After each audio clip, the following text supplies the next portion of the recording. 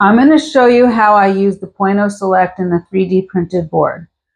First, I take the point detector out of the board, leaving the cap in place, and I just put it on the patient's abdomen and ask them to touch the metal probe to complete the circuit, and it's that simple. Okay, so I'm going to take out the probe, unwind the cord, and hand it to the patient.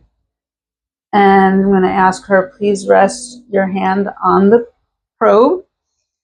Then I can just take my point detector up to her ear and look for a point.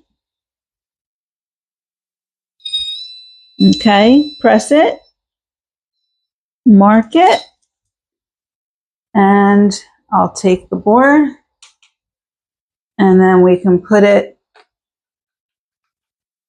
back in, and we're all set.